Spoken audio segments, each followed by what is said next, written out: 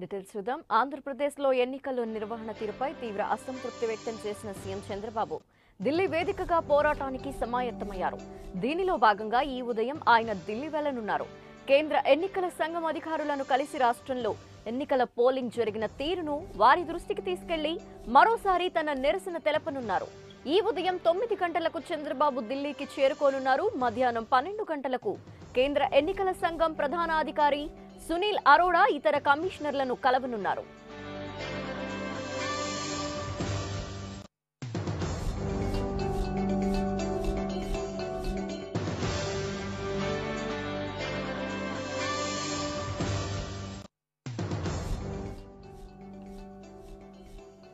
ఆంధ్రప్రదేశ్ సార్వత్రిక ఎన్నికల పోలింగ్ శాతాన్ని ఎన్నికల సంఘం ప్రకటించింది. ఈసారి ఓటర్లలో చైతన్యం బాగా వెల్లువెత్తింది. చాలా జిల్లాల్లో పోలింగ్ శాతం 80 దాటింది. ఎన్ని కష్టాలు ఎదురైనా ఓటర్లు ఓపికగా లైన్లలో నిలబడి బాధ్యతగా తమ ఓటు హక్కు వినియోగించుకున్నారు.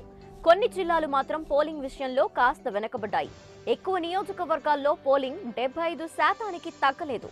ఓటింగ్ శాతంలో ప్రకాశం జిల్లా అగ్ర శాతంలో నిలవగా శ్రీకాకుళం జిల్లా చివరి స్థానంలో నిలిచింది.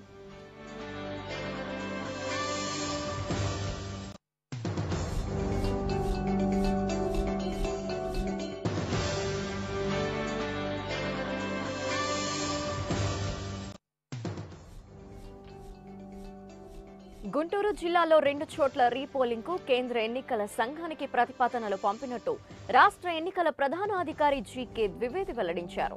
సార్వత్రిక ఎన్నికలకు సంబంధించి 2 కేంద్రాల్లో రీపోలింగ్ నిర్వహించాలని కలెక్టర్ కోన శశిధర్ ప్రతిపాదనలు పంపారని, వాటిని యథావిధిగా ఈసీఐకి పంపినట్లు తెలిపారు. రీపోలింగ్ పై కేంద్ర ఎన్నికల సంఘం ఆదేశాల మేరకు చర్యలు తీసుకుంటామని స్పష్టం చేశారు. గుంటూరు పశ్చిమ నియోజకవర్గంలోని 244వ పోలింగ్ కేంద్రం, నరసరావుపేటలోని 94వ పోలింగ్ కేంద్రంలో రీపోలింగ్ కు ప్రతిపాదనలు పంపినట్టు చెప్పారు.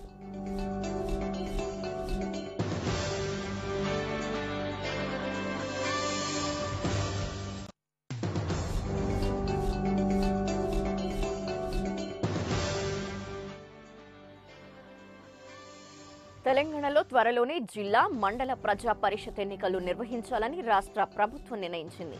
ఈ నెల 22 నుంచి మే 14 వరకు ఎంపీటీసీ, జెడ్పీటీసీ ఎన్నికలు నిర్వహించాలని ఎన్నికల సంఘానికి ప్రతిపాదించింది. ఎన్నికల నిర్వహణకు కొన్నాళ్లుగా ఈసీ కసరత్తు చేస్తోంది. ఇప్పటికే గ్రామీణ ప్రాంతాల ఓటర్ల జాబితాను సిద్ధం చేసింది. రాజధాని హైదరాబాద్ మినహాయిస్తే 32 జిల్లాల్లో 535 జెడ్పీటీసీ, 5857 ఎంపీటీసీ స్థానాలకు రిజర్వేషన్లను ఇప్పటికే ప్రకటించింది.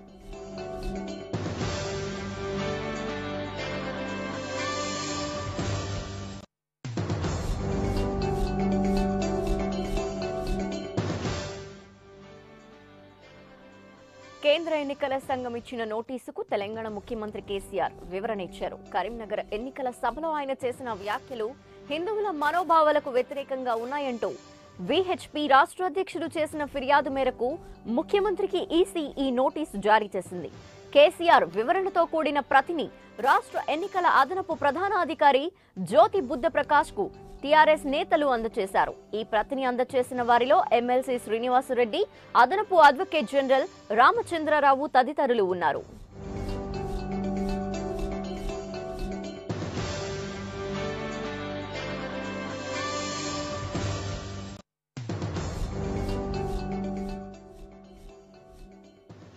గుంటూరు జిల్లా పెదకాకాని మండలం నంబూరులో ఆచార్య నాగార్జున యూనివర్సిటీ ఎదురుగా ఉన్న దశావతార వెంకటేశ్వర స్వామిని జనసేన పార్టీ అధినేత పవన్ కళ్యాణ్ దర్శించుకున్నారు. ఆలయానికి విచ్చేసిన జనసేనానికి ధర్మకర్తలు లింగమనేని పూర్ణ భాస్కరరావు, వెంకట సూర్య రాజశేఖర్, రమేష్ ఘన స్వాగతం పలికారు. ఆలయ ప్రదక్షిణల అనంతరం వెంకటేశ్వర స్వామి, లక్ష్మీ అమ్మవార్లకు పవన్ ప్రత్యేక పూజలు నిర్వహించారు. ఈ సందర్భంగా ఆలయంలో స్వామివారి నిత్యాన్నదానం కోసం పవన్ 1.32 కోట్ల రూపాయల చెక్కును విరాళంగా ధర్మకర్తలకు అందజేశారు.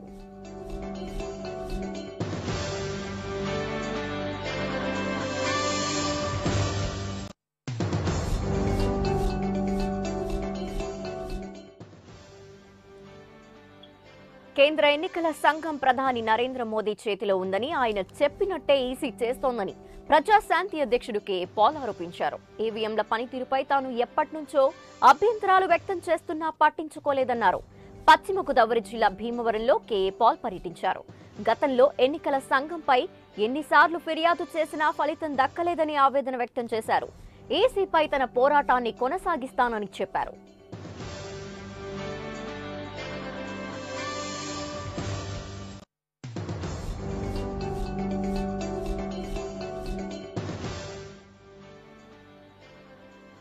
కర్నూలు జిల్లా ఆళ్లగడ్డలో ఎన్నికల నిర్వహణ తీరుపై మంత్రి భూమా అఖిలప్రియ ఆగ్రహం వ్యక్తం చేశారు.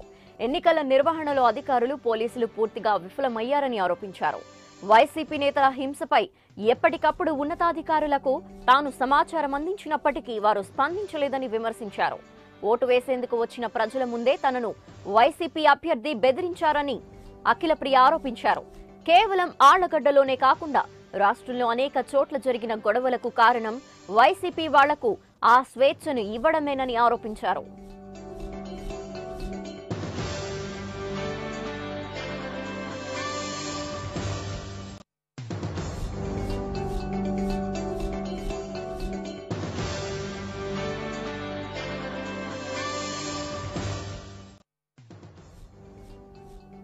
ఎన్నికల సందర్భంగా జిల్లాలో జరిగిన దాడుల్లో గాయపడిన వారిని పరామర్శించేందుకు రాజకీయ పార్టీల నేతలు వెళ్లొద్దని గుంటూరు గ్రామీణ ఎస్పీ రాజశేఖర్ బాబు విజ్ఞప్తి చేశారు.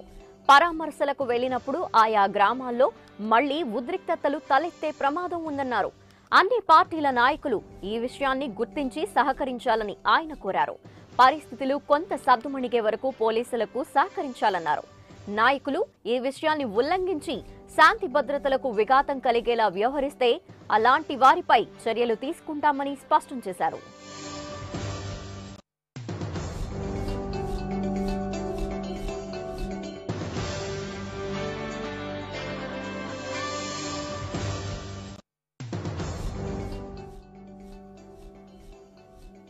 గుంటూరు జిల్లా మాచర్లలో మరోసారి తీవ్ర ఉద్రిక్త వాతావరణం నెలకొంది. మాచర్ల నియోజకవర్గంలో ఎన్నికల పోలింగ్ ముగిసిన సమయంలో టీడీపీ అభ్యర్థి అన్నపరెడ్డి అంజిరెడ్డి వాహన శ్రేణిపై వైసీపీ అభ్యర్థి సిట్టింగ్ ఎమ్మెల్యే పిన్నెల్లి రామకృష్ణారెడ్డి తన అనుచరులతో దాడికి పాల్పడ్డారు. గురువారం సాయంత్రం జరిగిన ఈ ఘటన ఇరు పార్టీల మధ్య తీవ్ర ఉద్రిక్తతకు దారితీసింది. ఎమ్మెల్యే ఇంటిపై దాడి జరిగే అవకాశం ఉందన్న ప్రచారం నేపథ్యంలో ఎమ్మెల్యే అనుచరులు ఆయన ఇంటి వద్దకు చేరుకుని పహారా కాశారు. దీంతో పోలీసులు అప్రమత్తమయ్యారు.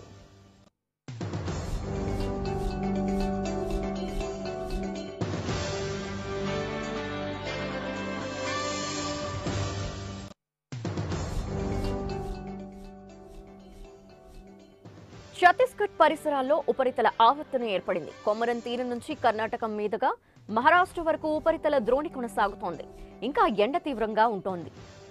రానున్న 24 గంటల్లో ఉత్తర కోస్తాలో ఉరుములు, ఈదురుగాలులతో వర్షాలు కురుస్తాయని, కోస్తాలో మిగిలిన ప్రాంతాలు, రాయలసీమలో పొడి వాతావరణం నెలకొంటుందని వాతావరణ శాఖ తెలిపింది.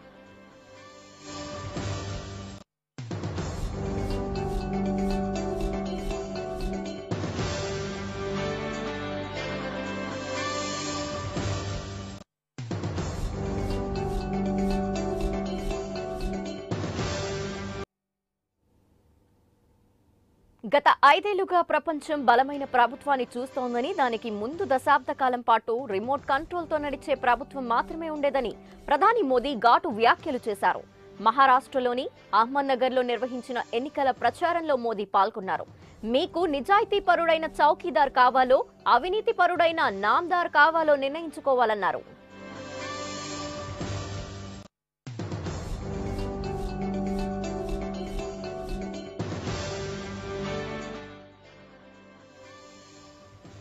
భద్రాచలం శ్రీ సీతారామచంద్ర స్వామి ఆలయంలో ఈ నెల 6వ తేదీన ప్రారంభమైన కళ్యాణ బ్రహ్మోత్సవాలు అత్యంత వైభవోపేతంగా జరుగుతున్నాయి.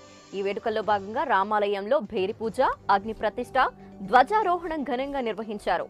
గరుడమూర్తికి పూజలు చేసి పొంగలి ప్రసాదాన్ని భక్తులకు పంపిణీ చేశారు.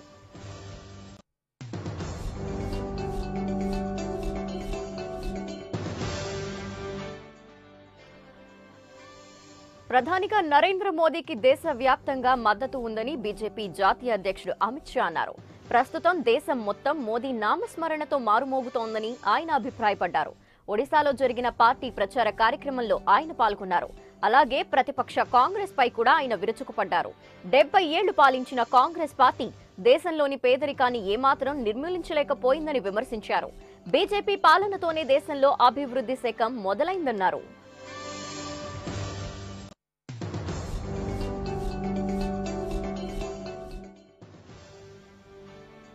కాంగ్రెస్ అధ్యక్షుడు రాహుల్ గాంధీ కోర్టు ధిక్కారానికి పాల్పడ్డారంటూ బీజేపీ ఎంపీ మీనాక్షి లేఖి సర్వోన్నత న్యాయస్థానాన్ని ఆశ్రయించారు. వెంటనే ఆయనపై చర్యలు తీసుకోవాలంటూ సుప్రీంకోర్టులో వ్యాజ్యం దాఖలు చేశారు.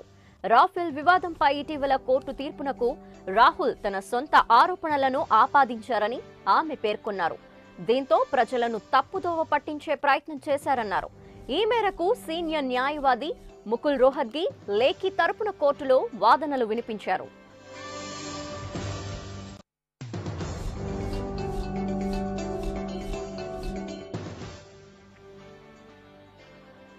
ఉత్తరప్రదేశ్లోని తన నియోజకవర్గం సుల్తాన్పూర్లో నిర్వహించిన ఎన్నికల ప్రచారంలో కేంద్ర మంత్రి బీజేపీ నాయకురాలు మేనకా గాంధీ వివాదాస్పద వ్యాఖ్యలు చేశారు. తనకు ఓటేయకపోతే ఉద్యోగం ఇవ్వాలనుకోవట్లేదంటూ మాకు అధికంగా ఉన్న తురప్కాని గ్రామంలో ఆమె వ్యాఖ్యానించారు. ముస్లింల మద్దతు లేకుండా గెలవటం తనకు సంతోషాన్ని కలిగించిందన్నారు. నాకు ఓటేయకుండా ఉద్యోగం గురించి వస్తే నా మనోభావాలు దెబ్బతింటాయి. ముస్లింలు ఓటు వేయకుండా ఉద్యోగం గురించి ఆలోచించొద్దు అని స్పష్టం చేశారు.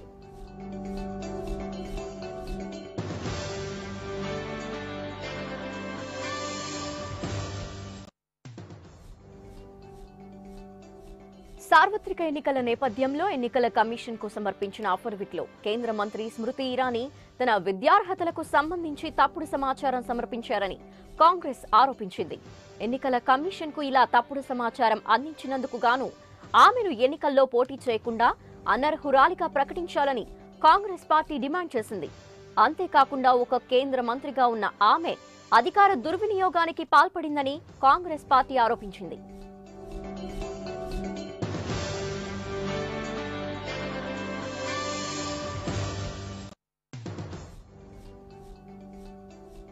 భారత్ పాక్ మధ్య క్రికెట్ మ్యాచ్ యుద్ధం కన్నా తక్కువేమీ కాదని టీమిండియా మాజీ డాషింగ్ ఓపెనర్ వీరేంద్ర సెహ్వాగ్ అన్నాడు. కఠిన నిర్ణయాలు తీసుకునే నాయకుడికే ఓటు వేయాలని ప్రజలకు పిలుపునిచ్చాడు.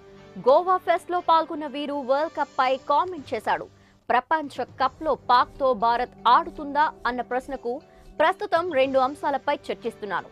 పాకిస్తాన్ తో యుద్ధం కావాలా అని ఒకటి, వద్దా అని మరొకటి. ఇంకో విషయం ఏంటంటే దేశ సంక్షేమానికి ఏది మంచిదో అదే చేయాలి. మనం యుద్ధంలో గెలవాలి, ఓడిపోకూడదు అని వీరు చెప్పాడు.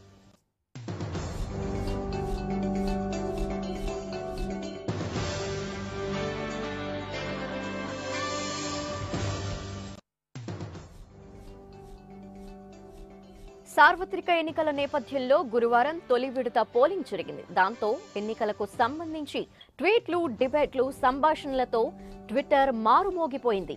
18 రాష్ట్రాలు, 2 కేంద్ర పాలిత ప్రాంతాల్లోని 91 నియోజకవర్గాల్లో పోలింగ్ జరిగింది.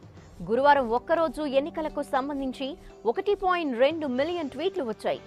ఇక మార్చి 11 నుంచి ఏప్రిల్ 11 వరకు 45.6 మిలియన్ ట్వీట్లు వచ్చాయి. ఈ విషయాన్ని ట్విట్టర్ ఇంటర్నల్ డేటా వెల్లడించింది.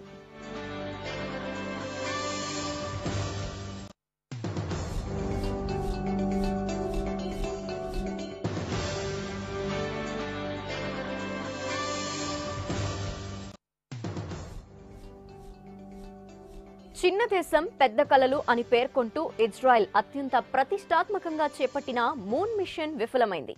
చంద్రుని ఉపరితలంపై దిగేందుకు ఉద్దేశించిన బేరీ షీట్ అంతరిక్ష నౌకలో చివరి దశలో సాంకేతిక లోపాలు తలెత్తాయి. దీంతో ఇది చంద్రుని ఉపరితలంపై మరి కాసేపట్లో దిగుతుందనగా కుప్పకూలింది. చంద్రునిపై ల్యాండింగ్ సమయంలో రోబోటిక్ ల్యాండర్లోని ఇంజిన్లో సాంకేతిక లోపంతో పాటు కమ్యూనికేషన్ వ్యవస్థ కూడా దెబ్బతిందని మిషన్ సిబ్బంది తెలిపారు.